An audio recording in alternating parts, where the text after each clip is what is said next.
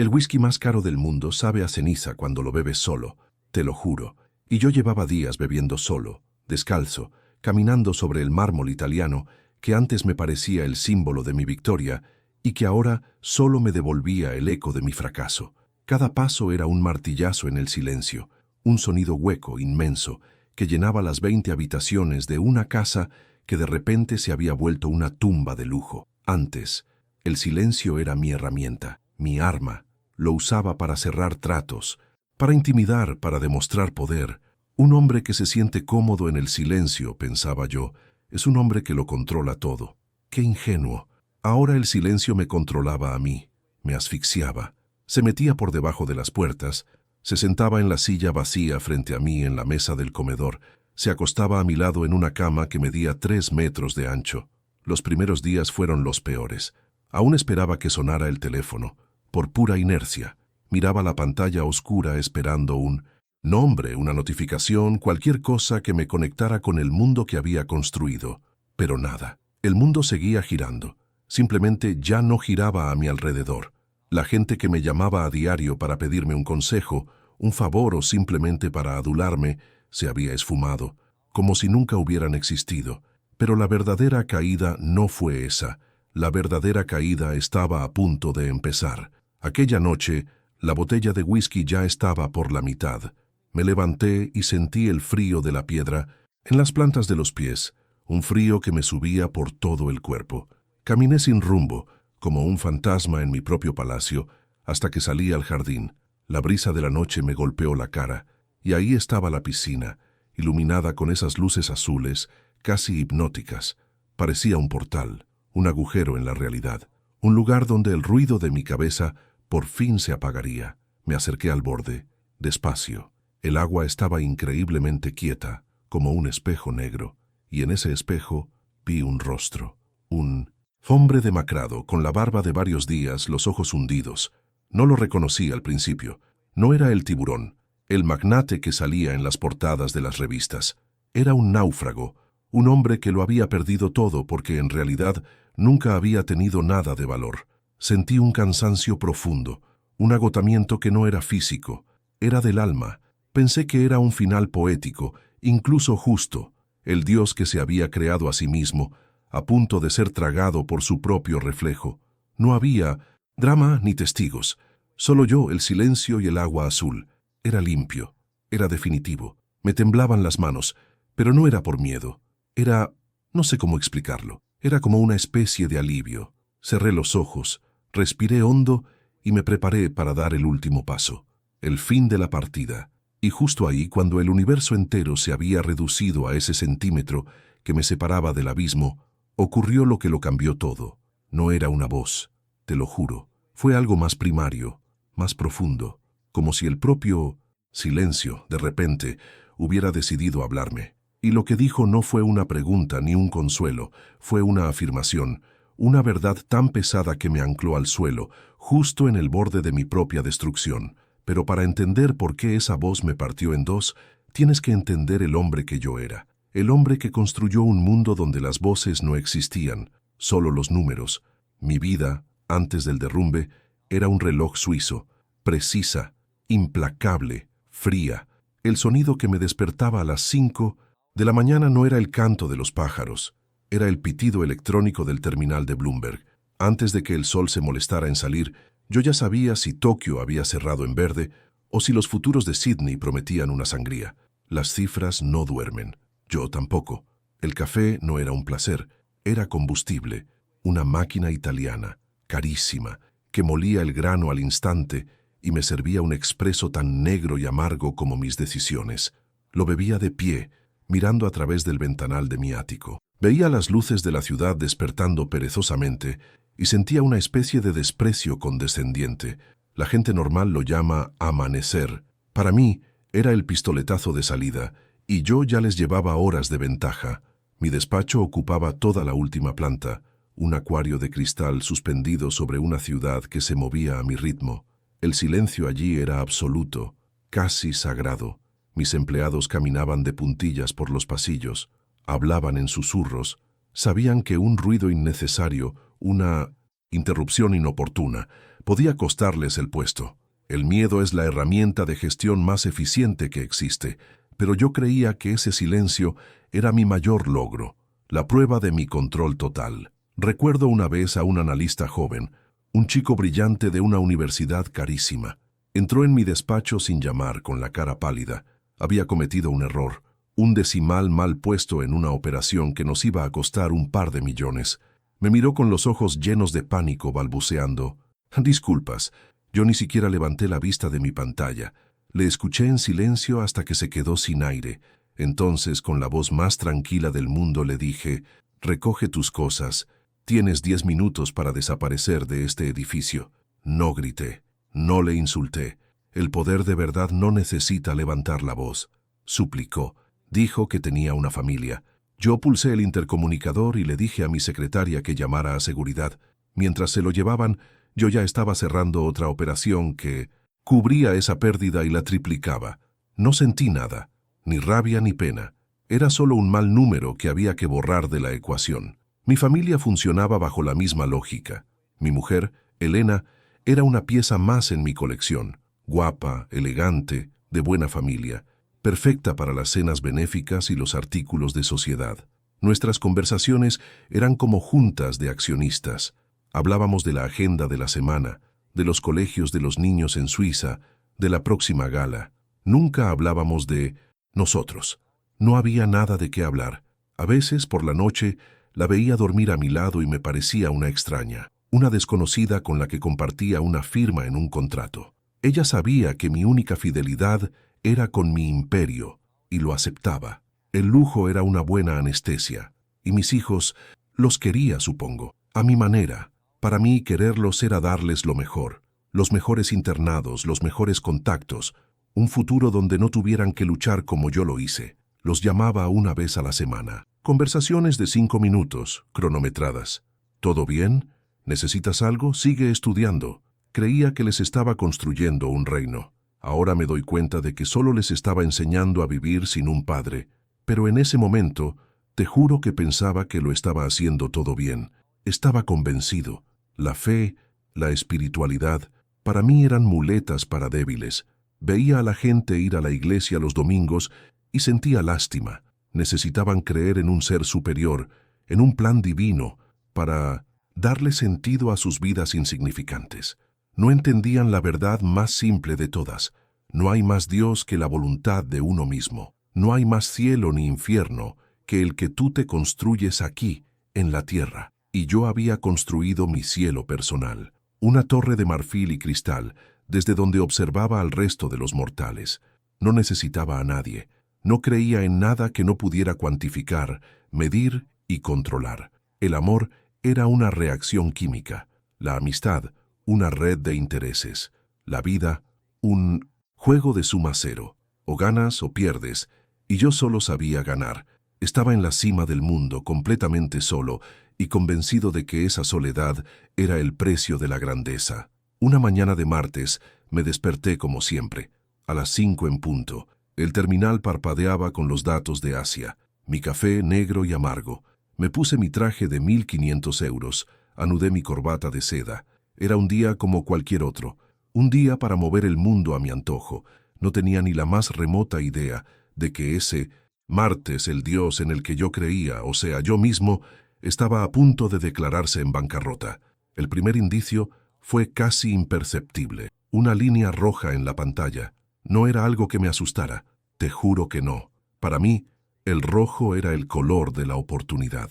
Significaba que alguien en algún lugar estaba entrando en pánico, y el pánico de los demás siempre había sido mi materia prima. Me recliné en mi silla de cuero, tomé un sorbo de café. Sabía a poder, a control. Hice un par de llamadas. Di órdenes con esa voz tranquila y cortante que todos mis empleados temían y respetaban. Vendan aquí, compren allá, aprovechen la volatilidad. Creía que estaba domando a la bestia, como tantas otras veces. Era un juego, mi juego, y yo nunca perdía. Pero la línea roja no se detuvo. Siguió bajando, como una gota de sangre deslizándose por un cristal perfectamente limpio. Empecé a sentir una leve presión en el pecho, algo a lo que no estaba acostumbrado. Era la sensación de que el timón no respondía del todo.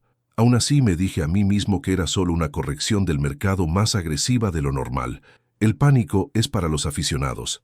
Creí que ese era el momento más tenso de mi carrera, pero lo que vino después ni siquiera se parecía a la tensión. A media mañana el zumbido habitual de mi oficina empezó a cambiar.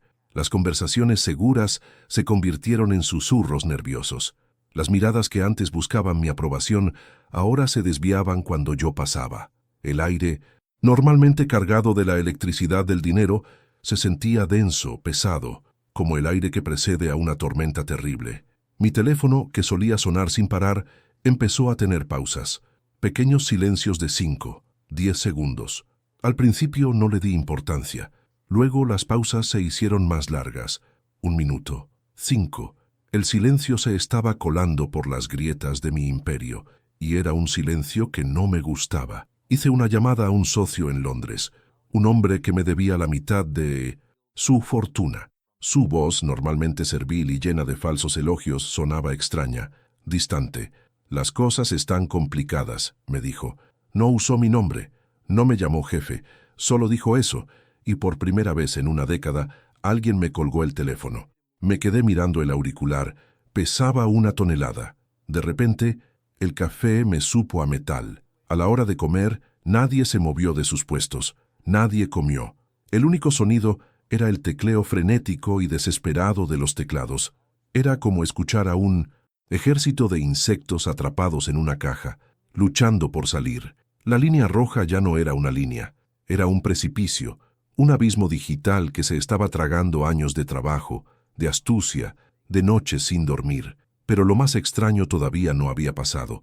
La gente empezó a irse, no de golpe, uno a uno, en silencio. Recogían sus cosas, la foto de su familia, la taza de café. No me miraban, no se despedían, simplemente se levantaban y caminaban hacia la puerta como si yo no estuviera allí, como si yo fuera un fantasma en mi propia oficina. Mi asistente, una mujer a la que le pagaba una fortuna por su lealtad, dejó un sobre en mi mesa.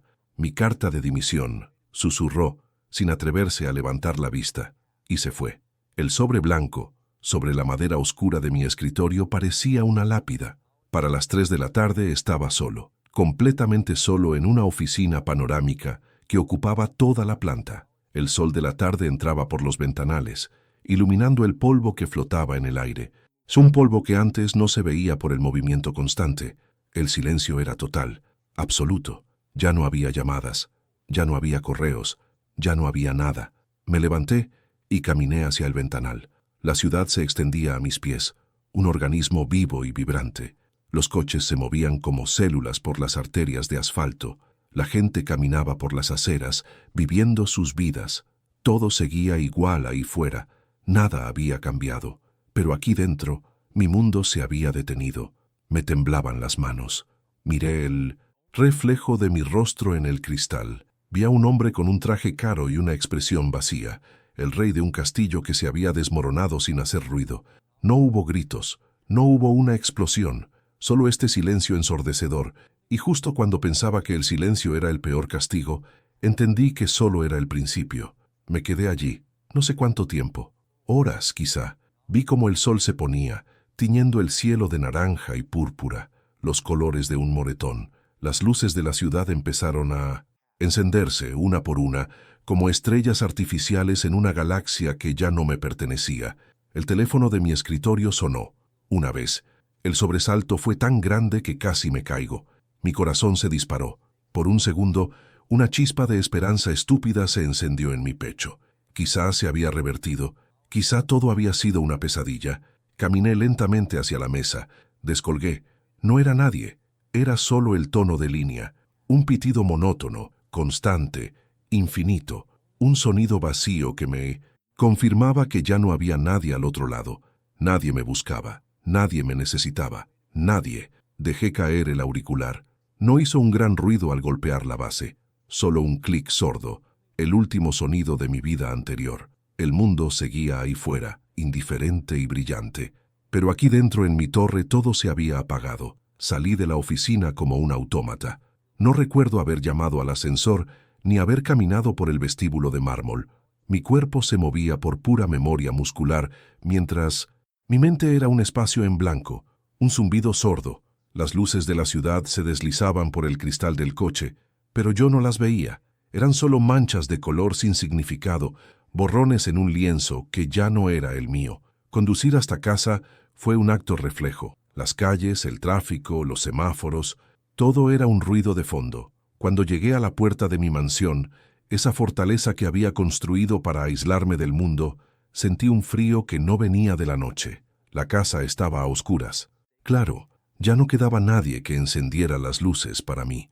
El eco de mis pasos sobre el suelo de piedra me recibió como un anfitrión hostil. Cada habitación era un testimonio de mi fracaso. El salón, con sus sofás de diseño y sus obras de arte carísimas, parecía un museo abandonado. La cocina industrial y reluciente estaba helada. Nunca había cocinado nada en ella. Siempre había habido alguien para hacerlo. Ahora, el único sonido era el zumbido eléctrico de la nevera, un latido artificial en un cuerpo muerto. Los días siguientes se convirtieron en una sola mancha gris. No sé si comí, no sé si dormí. Me movía por la casa como un fantasma, de una habitación vacía a otra, rozando con los dedos los objetos que había acumulado. Un reloj suizo, una pluma de oro, la foto de mi boda en un marco de plata. Todo me resultaba ajeno. Eran las posesiones de un extraño, de un hombre que yo ya no era. El silencio, ese silencio que antes había asociado con el poder y el control, ahora era una tortura. Me gritaba en los oídos, me recordaba cada mala decisión, cada persona a la que había pisoteado, pero no estaba preparado para lo que iba a ocurrir en el corazón de ese silencio.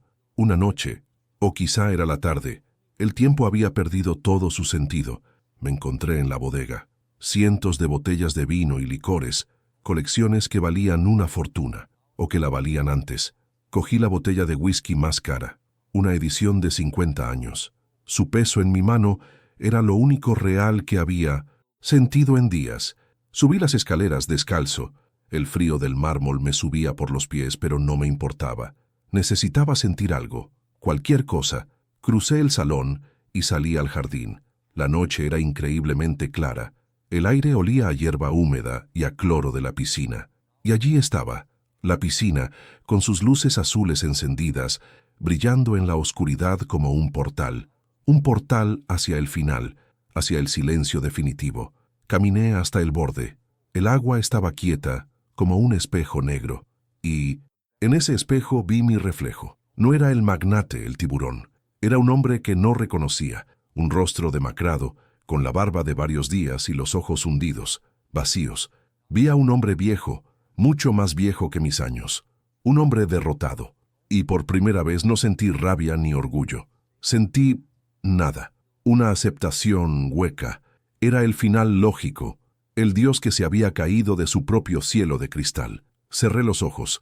Me preparé para dar el último paso, para dejarme caer en ese azul frío y apagar, por fin, el ruido de mi cabeza. Te juro que estaba en paz con la idea. Era mi última decisión ejecutiva, mi liquidación final. Y entonces, en el vacío absoluto de mi mente, lo oí. No fue con mis oídos, no fue un pensamiento mío, fue algo más. Una voz. No sonaba ni masculina ni femenina. Era pura, potente. Vibró dentro de mi pecho, en mis huesos, como si viniera de todas partes y de ninguna a la vez. Llenó el silencio, lo rompió en 1000 pedazos, y dijo, con una claridad que me atravesó el alma: el hombre puede quitarte el dinero, pero no puede tocar la riqueza que yo tengo para ti. Me quedé paralizado. El aire se me congeló en los pulmones. Mis músculos se agarrotaron. Abrí los ojos de golpe, el corazón martilleándome contra las costillas. No miré al agua, no miré al frente. Por primera vez en 30 años, no sé por qué, hice algo que nunca hacía. Levanté la cabeza y miré hacia arriba. El cielo estaba lleno de estrellas, millones de ellas. Un manto infinito de luces parpadeantes, que siempre habían estado ahí, noche tras noche, pero que mi soberbia nunca me había dejado ver.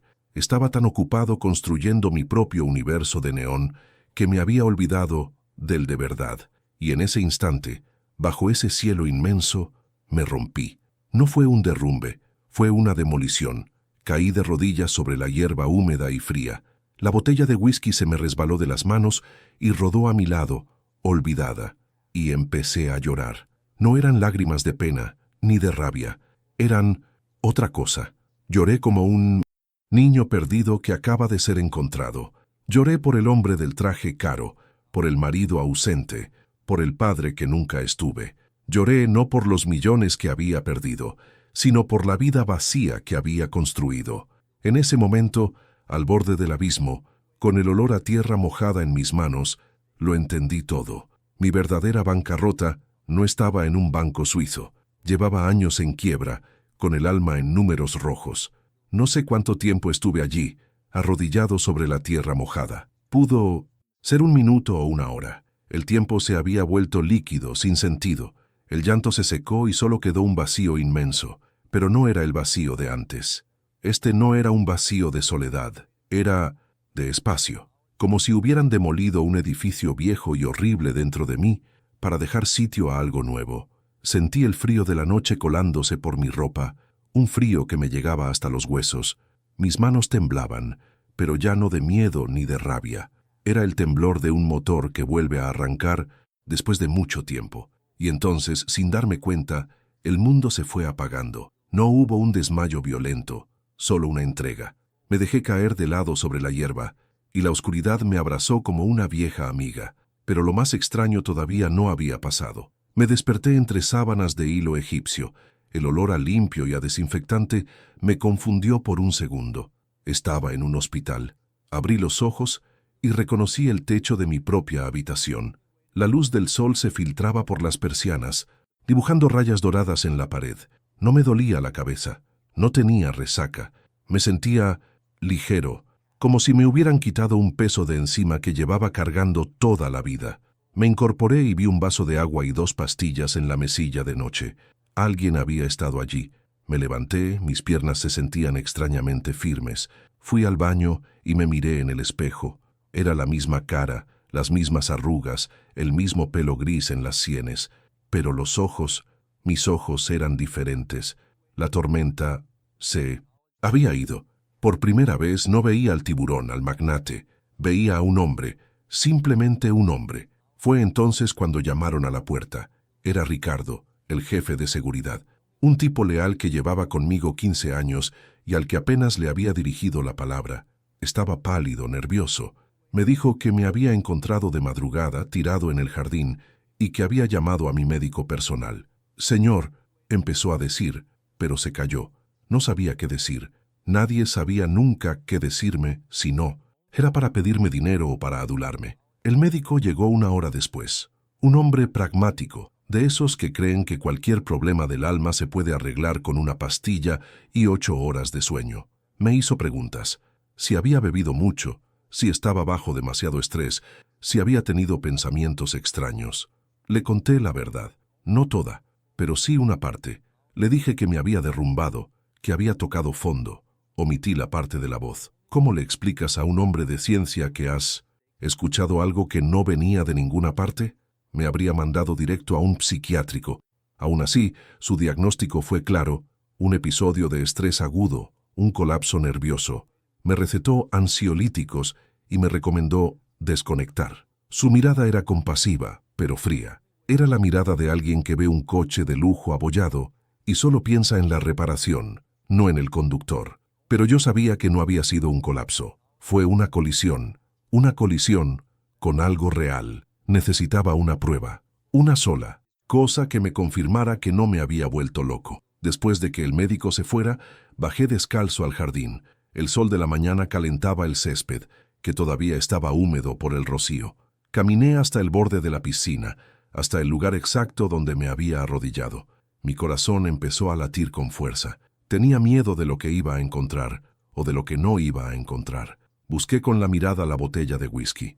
Esperaba verla rota o tirada en cualquier parte, y entonces la vi. Te juro que se me cortó la respiración. Estaba allí a un palmo de donde recordaba haber caído, pero no estaba tumbada. Estaba de pie, perfectamente vertical sobre la hierba irregular y mojada. Imposible, físicamente imposible. Una botella de cristal, pesada. No se puede equilibrar así sobre un terreno blando. Me acerqué despacio, como si fuera una aparición. La toqué con la punta de los dedos. Estaba fría, real, y en ese pequeño milagro silencioso, en esa botella que desafiaba la lógica, encontré mi ancla. No estaba loco. Algo había ocurrido esa noche y esa no fue la única señal. Más tarde, volví a hablar con Ricardo. Le pedí que me contara exactamente qué había visto. Él dudaba. No quería incomodarme. Insistí. Señor, yo le vi en las cámaras. Salió al jardín. Se quedó mucho rato quieto junto a la piscina. Pensé lo peor. Sus ojos me miraban con una mezcla de pena y respeto. Cuando salí usted estaba en el suelo, pero no estaba... no sé cómo explicarlo. No, parecía un borracho desmayado. Hizo una pausa buscando las palabras. Estaba tumbado de lado, con la cara tranquila. Parecía que dormía, señor, con una calma que no le había visto nunca. Una calma. Esa palabra resonó dentro de mí. Él no había oído la voz, no había visto la botella de pie, pero había visto el resultado. Había sido testigo del después, de la paz que sigue a la rendición. Esa noche no dormí. Me senté en el despacho vacío, el mismo desde el que había construido y perdido un imperio, pero ya no sentía el eco de la derrota.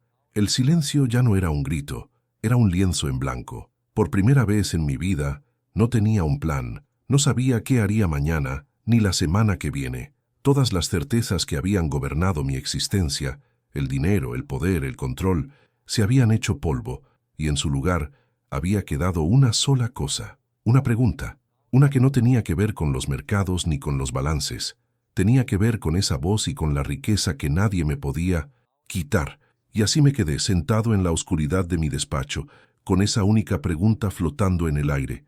¿Qué era esa riqueza? Por primera vez en mi vida, no tenía una respuesta, ni un plan, ni una estrategia para encontrarla. Y lo más extraño de todo es que esa ausencia de control me trajo una paz que nunca había conocido. Así que esa fue mi primera decisión en mi nueva vida. No decidir nada, simplemente esperar y escuchar. Cuando salió el sol, no encendí el ordenador para ver los mercados. Fui a la cocina. La cafetera, una máquina industrial que costaba miles de euros, estaba ahí, silenciosa. Antes, un empleado me traía el café a las 5 en punto en una taza de porcelana. Hoy, la miré como si fuera un artefacto alienígena. Tuve que buscar las instrucciones en Internet. Mientras el agua se calentaba y el café molido empezaba a soltar su aroma, me apoyé en la encimera y olí, de verdad. El olor no era el de la oportunidad, ni el del combustible para otra jornada de 18 horas. Era solo café, un olor amargo, tostado, real, y te juro que olía increíblemente bien. Me serví en una taza cualquiera, una que ni recordaba haber comprado, y el calor en mis manos se sintió como un ancla. Caminé descalzo por el mármol frío del salón. Antes, cada paso sobre esa piedra italiana era una afirmación de poder, la prueba de que podía comprar un pedazo de una montaña lejana y ponerlo bajo mis pies. Ahora solo sentía el frío en la piel. Me detuve frente a uno de los enormes ventanales. La ciudad se despertaba abajo, un organismo de coches y prisas que yo solía dirigir desde mi trono. Hoy era solo un espectáculo, un cuadro en movimiento del que yo ya no formaba parte. Y no sentí nostalgia, sentí alivio. Creía que el silencio era mi nueva compañía, pero estaba a punto de descubrir que no era así. Los días siguientes fueron una especie de desaprendizaje. Me deshice de las cosas, pero no por necesidad, sino por una especie de limpieza espiritual. Empecé por los trajes. Tenía más de 100. Metí 99 en bolsas y se los di a Ricardo, el guardia, para que los donara. Le dije que se quedara con los que quisiera. Su mirada de desconcierto fue total. Se quedó con uno, el más sobrio. Me quedé con el que llevaba puesto el día del colapso, como un recordatorio. Luego fueron los relojes, auténticas obras de ingeniería que marcaban el tiempo con una precisión que yo había perdido por completo. Los vendí todos menos uno, el más sencillo. Con el dinero, pagué las últimas facturas y el sueldo de Ricardo por adelantado para varios meses. Él intentó negarse, pero insistí. Tú fuiste el único que se quedó, le dije. No hizo falta decir más. Cada objeto que salía de esa casa se llevaba consigo un pedazo del hombre que yo había sido. El hombre que medía la vida en posesiones, y con cada espacio que se vaciaba sentía que algo dentro de mí se llenaba. No sé cómo explicarlo. Era como si mi alma, que había estado encogida y asfixiada bajo el peso de tanto lujo, por fin pudiera respirar y expandirse un poco, pero el verdadero cambio no estaba en lo que regalaba o vendía, sino en lo que empezaba a encontrar. Un día, salí a caminar sin rumbo. Acabé en un parque, uno que había visto 1000 veces desde la ventanilla de mi coche con chofer, pero que nunca había pisado. Me senté en un banco de madera, gastado por la lluvia y el tiempo. Vi a un niño pequeño perseguir una paloma con una carcajada pura, limpia, que no esperaba nada a cambio. Vi a una pareja de ancianos compartiendo un bocadillo en silencio, con una complicidad que gritaba más que cualquier declaración de amor. Me di cuenta de que llevaba años, quizás décadas, sin oír una risa que no fuera por un chiste cínico en una cena de negocios, sin ver un gesto de afecto que no estuviera calculado para una foto en una revista de sociedad. Estaba viendo la vida real. La riqueza de la que me habían hablado no eran lingotes de oro en una cámara acorazada. Estaba ahí, en ese banco del parque. Era gratis, y yo había sido demasiado pobre para poder pagarla. Empecé a hablar con la gente, con la cajera del supermercado, preguntándole qué tal su día, con el hombre que vendía periódicos en la esquina. Al principio me sentía torpe. Mis habilidades sociales se habían atrofiado, limitadas a la negociación y la intimidación. Pero la gente, en su mayoría, era amable. No sabían quién era yo, o más bien, quién había sido. Solo veían a un tipo con ropa normal que les daba los buenos días. Y me los devolvían. Una tarde me atreví a hacer algo que llevaba evitando toda mi vida. Fui a una biblioteca pública. El olor a papel viejo y a conocimiento me golpeó. Recorrí los pasillos, pasando los dedos por los lomos de los libros. No buscaba libros de economía ni de estrategia empresarial. Buscaba, no sabía el qué, poesía, filosofía, novelas, historias de otros mundos, de otras vidas. Y justo cuando pensaba que ya había entendido algo, la vida me tenía preparada otra lección. Cogí un libro al azar, de un poeta que no conocía. Lo abrí por una página cualquiera y leí una frase. Toda mi vida he tenido miedo de un hombre que nunca he visto. Se me heló la sangre. Ese era yo. Había pasado toda mi vida huyendo de la debilidad, de la necesidad, de la fe, huyendo de un Dios en el que decía no creer, pero cuya ausencia había llenado con el peor de los ídolos, yo mismo. Esa noche llamé a mi hijo, el mayor, el que estaba en un internado en Suiza. Sonó varias veces.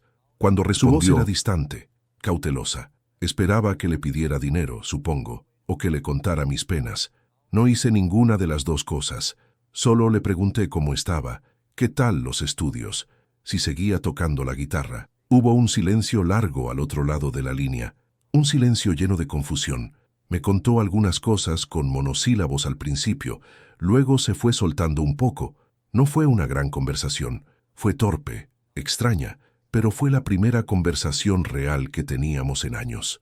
Cuando colgamos, no me sentí mejor ni peor, simplemente me sentí. Sentí el abismo que había creado entre nosotros. Sentí el peso de los años perdidos, pero también sentí una pequeña semilla, la posibilidad de que quizás no todo estuviera roto para siempre. Ya no buscaba construir un imperio fuera. Estaba aprendiendo a habitar un pequeño rincón dentro de mí. Esa pequeña semilla, te juro que la sentí físicamente, aquí, en el pecho. No era esperanza, no todavía. Era algo más pequeño, más frágil. La sensación de que el suelo, por primera vez en meses, no se estaba desmoronando bajo mis pies. Simplemente estaba ahí, firme.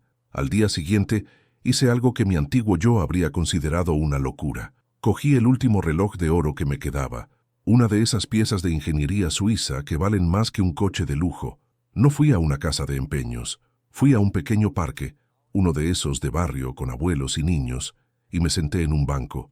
Lo miré durante horas. Las manecillas seguían moviéndose, precisas, indiferentes, marcando segundos que ya no significaban dinero. Medían el tiempo, pero no medían la vida. Y de repente lo vi claro. Yo había sido como ese reloj, caro, brillante, admirado por mi precisión, pero por dentro, solo un mecanismo frío. daba la hora de otros, nunca la mía. Pero el verdadero cambio no fue soltar el oro. Dejé el reloj en el banco y me fui, sin mirar atrás. Alguien lo encontraría, quizás le cambiaría la vida, o quizás solo le daría para pagar unas facturas. Ya no era mi problema.